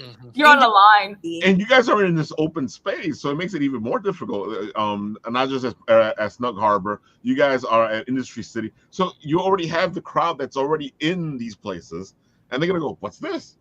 And usually they do "What's this" behind your back. Yeah. Oh yeah, that's a toughie that we've had, like, because like we're in a park basically, right? And like we do have it where it's like they have like fencing, and so that way we can have where there's like a funnel. Yeah, there's a funnel for people to like walk through. There's like 2 main entrances, and so that way we can like exit in case there's like a fire or whatever. Mhm. Even though I hope no one sets anything on fire, but right. You know, we have people that'll go through the bushes and the trees. Yeah. To get into I've seen it. Wow. And I'm like, do you have, because we used to use badges, and this year we're probably going to want to be using wristbands. But like I was like, I don't see them with a badge or like a lanyard, and I'm like, oh, hey, how's it going? Like, oh, it's going good. I was like, that's great. Do you have a ticket? You need a They were ticket. like, oh no, Yeah. just walking through. I was like, wow, that's so crazy. How'd you walk through? I would love to know that. And they were like, oh, I just came through like the trees. I was walking on the trail, and then I just walked through the trees. I climbed and over came that here. 10-foot fence over yonder. And Yeah, I was like, You know, wow. it's no big deal. No, it's like this comic book. It's just like, if you had the power to appear at any convention, which one would you'll you go find to? a way. Like, that's it. Like, you just appear. There's a hole, and it just they come out, and that to me is hilarious. They're coming through bushes and trees. I actually kind of like that. Hard warp pipe of conventions. Yeah, but that's what's so beautiful. We're just learning, and I love this part where we can laugh post the events, post the comic, post the game. Like, it's like we can laugh about it because we survived it, and you know, and then I was standing at your convention, and I'm watching, and you guys are doing the line, and I see people go, whoop, whoop, and I'm like, this is interesting. Yeah. So I was wondering how that works. Oh, Eileen, Ash, you guys have been having a great conversation, but we haven't told the people who you are. Cool. Hi, I'm Eileen. I'm the founder of AniTomo Convention, also known as AniTomo Con. Yep. Hi, I'm Ash. I'm the director of marketing for AniTomo Con. And as you guys can tell, a lot of energy, great excitement. You should go to the convention. It was a blast. It was fun. It was different. Thank you. Yep, we happen in Japan Village in the summer. The idea is to happen again in 2025, July. Yes. At Japan Village again, which you said this earlier, if you haven't figured it out, Japan Village is going to be the #1 destination in Brooklyn for all things amazing, just because of Industry City itself. Japan Village exists in Industry City, but Industry City is a plethora of other different events and shops and fun things to do. Date night, family night, hanging out with friends. They have everything that you can imagine except for a roller coaster, and I'm sure that they're going to input that. Oh, wait, sooner or later, they'll make it go through the buildings. You'll go through all the buildings. I'm like, wow. So it's just I gotta say, Industry City keeps impressing me every time. Like I've been through a lot of events there, and it's become something else. I don't think they meant it to become what it's become, but now it's this location you go to and you experience things. Yes, that's what it is, and they're gonna capitalize on it. Yeah. Well, going back to what you said, Fish, it's like if you can allow yourself to just connect with people that have an idea that like you weren't thinking of, and just let it evolve, 100%. Japan Village, we partnered. They let us do our thing. They weren't trying to like, oh no, AniTomo, we're gonna tell you what to do. Like, no, this is your thing. But you're going to be in our space. We're going to host you in our space, and we're going to watch you and support you in the best way that we can. And then it evolved to be this beautiful thing. Like AniTomo couldn't be what it looked like this year without that space, hands down. We couldn't like that look of Japan and like all the things like the food and the stores. It just got amplified because of Japan Village, but Japan Village, vice versa, got amplified by way of our programming, and by way of our like attendees, our friends that came. Yeah, because you had the people going to Japan Village, and they went, "What's this?" Then you had the people going to the con, going, what's this? Yes. You had all dude. That's I a beautiful love synergy. that area. It's nice. It has all the food. It has its own stores that kind of fit in with what you were doing anyway. It's perfect, really. Yeah. Place. We feel very lucky. We are very fortunate, and our job is to continue making sure that this partnership stays as healthy and as beautiful as it is, because we're not fools. We're very aware that we hit the jackpot in a sense by being in partnership with Japan Village and running a manga and anime convention. It's like, you know, like Javits Center is amazing, but if somebody offered me Javits Center tomorrow, I'd say no. I'm thankful to be at Japan Village because there's that traditional Japanese cultural aspect that you don't have to bring in. It's literally there. Yeah. It's like a puzzle piece, honestly. Yeah. I feel like this Industry City itself helps you out because you already have people going to Industry City. Yeah, for a fact. Yeah. Plus, it's in the heart of Brooklyn in a way. Like there's every it's really easy to get there. Right off the Atlantic terminal, which is like there's 7 lines there. Then the AC's on the other. There's the transportation, the access to get there. It's a hop, skip, and a jump. It really is. And so yeah, we feel fortunate about the location being so prime in that way as well. Yeah. But it goes back to what you said about like it's free. So guess what? You can spend money on buying food, right? And merch and artists and doing and having the experience in stores. That's such a beautiful idea. Oh my God, yeah. and like actually having enough money on your Metro card to get back home, like you know, just like people play games with that. People would like really spend their Metro card money and like, you know what, maybe I'll just like walk home. Like I've done it.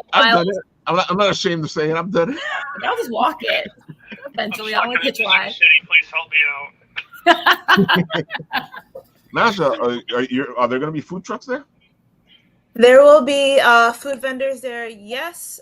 We will also have. There also too is like called Snug Harbor Eats, which is also on Snug Harbor. Yeah. I love those little restaurant thingies there. Yeah. Yeah. So they have like a little like food thing that's like separate from us. So like if you don't like their food, you could go there.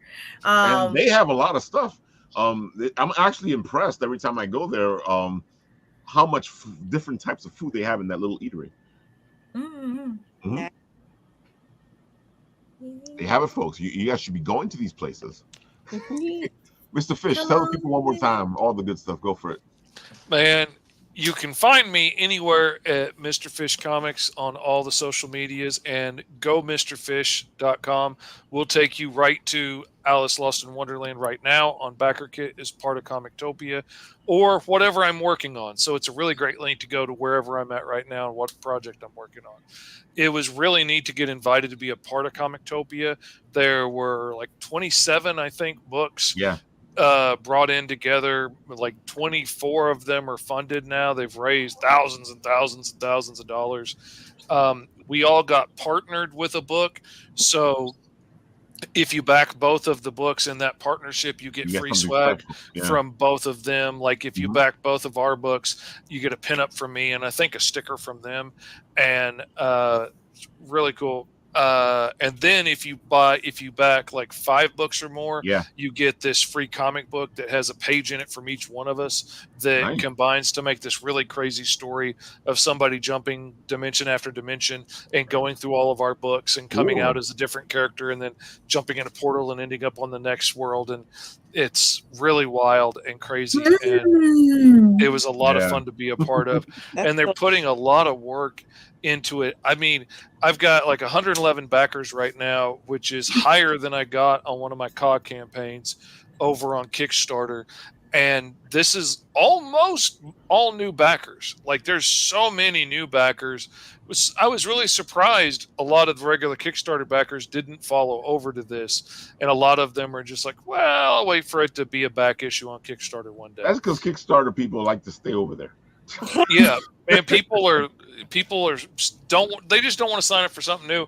I'm not going to knock it. It's one more thing to have to remember.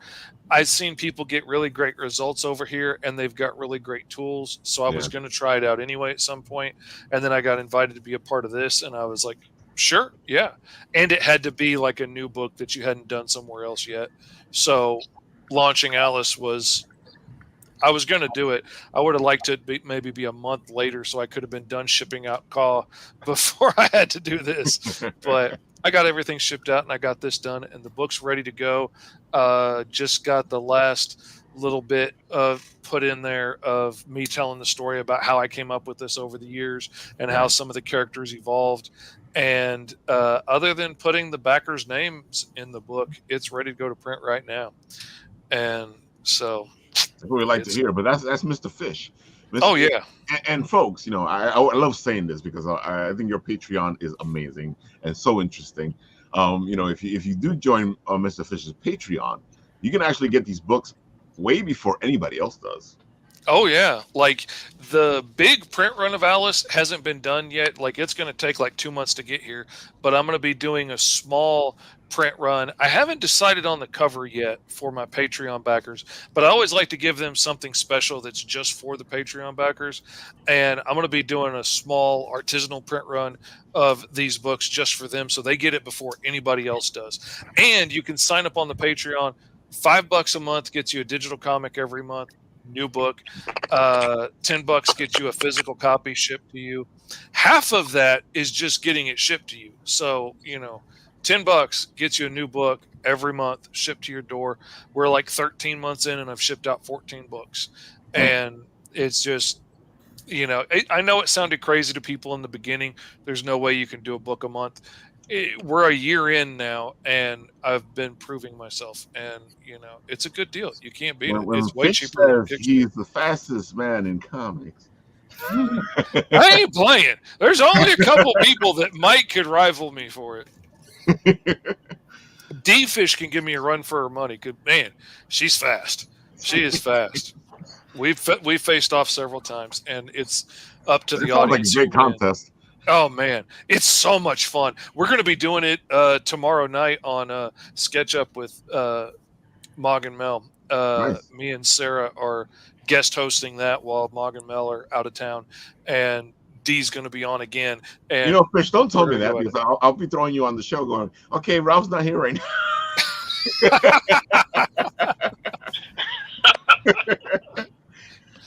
Oh, man. Don't think I wouldn't do it.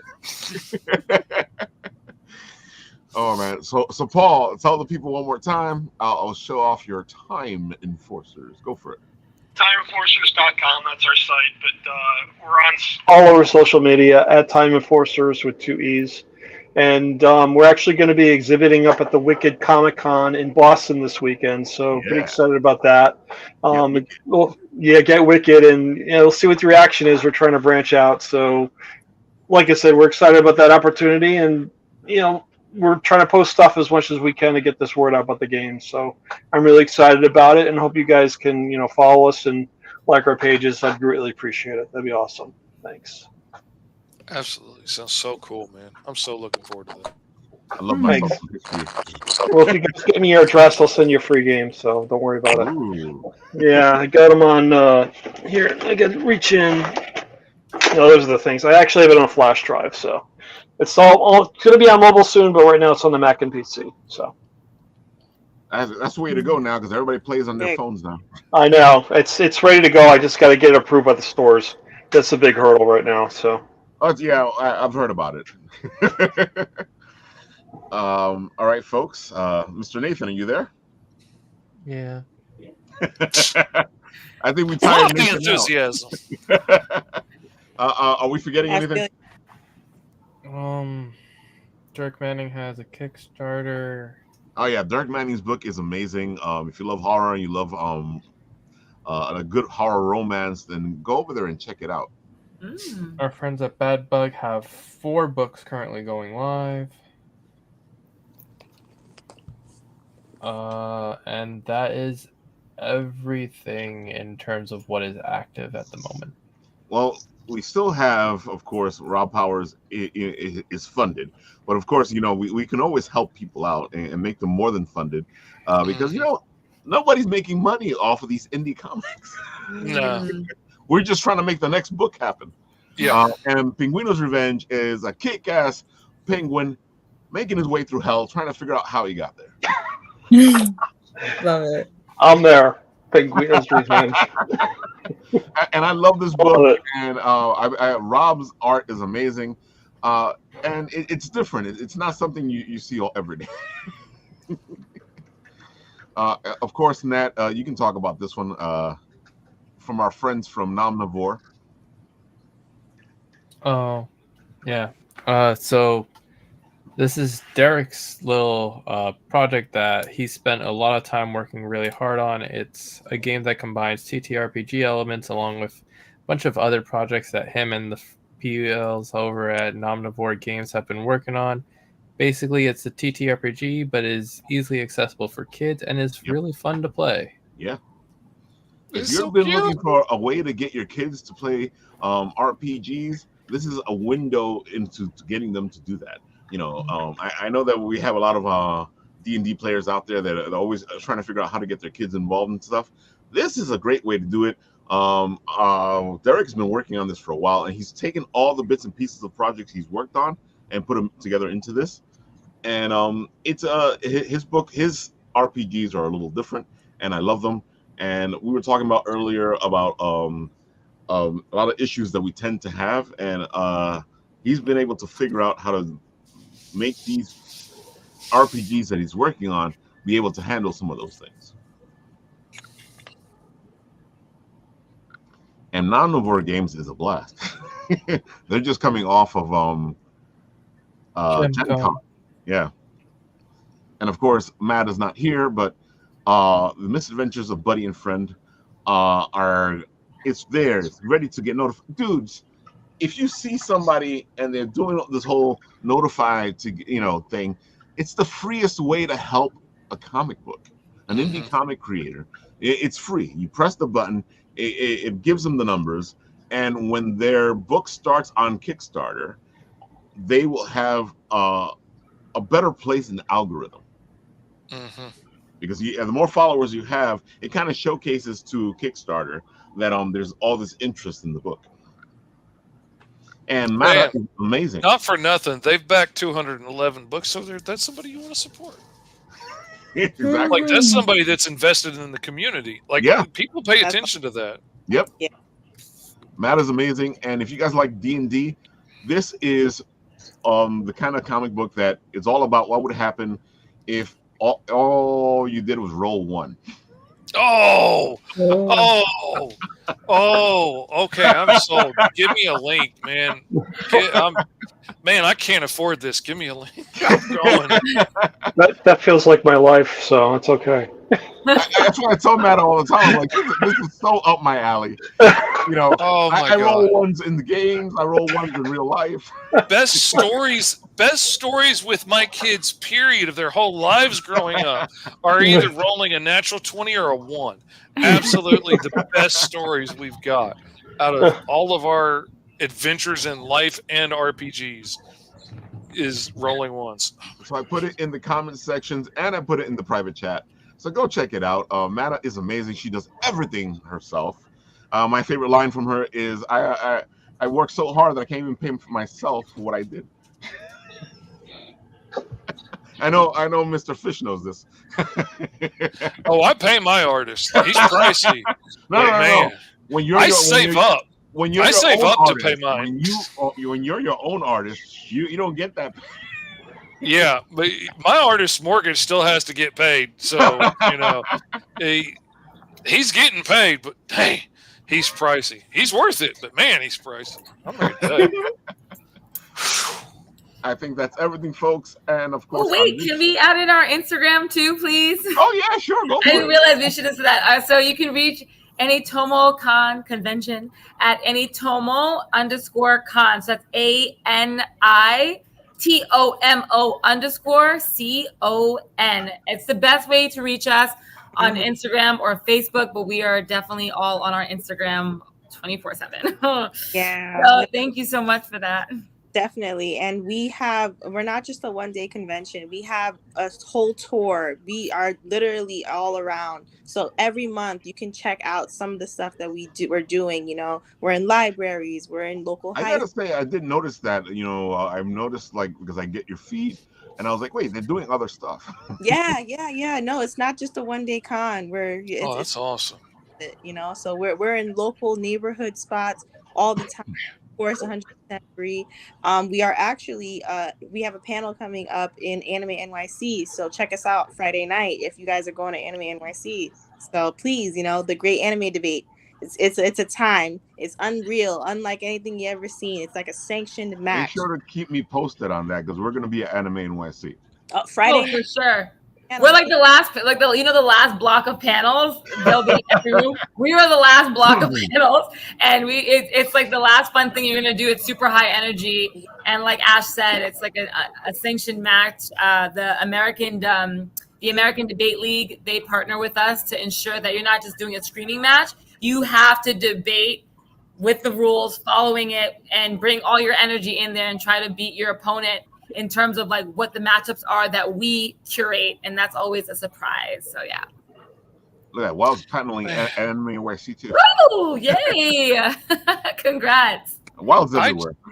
I just feel completely outsmarted on this panel. Like, everybody's so impressive, and I'm just over here like, I'll make picture books. Man. No, as a person, no, absolutely not. I can't pick up a pencil. I'm so impressed with y'all. I always tell Mr. Fish that, you know, my art is a lot of stick figures. And it's good stick figures, but oh my God. All right, folks, we are at the 2-hour mark. Look at that. We did this an hour ago. See, that's how I said, how long are these interviews normally? You know, an hour, but an hour and 30. Maybe an hour 15. Yeah. You know, I find that anytime the conversation gets good, we get to this point. I'm going to be ready to scratch in the morning. That's all I know. So, folks, and you 10 people that just showed up, you missed a good show. Go rewatch it. Go back and watch it. You definitely want to see this. We gave you some extra stuff here, and we go watch it. You know, we got to go home. We got to go to sleep. You know, and of course, on this show, when it ends, I go, where it stops, nobody knows.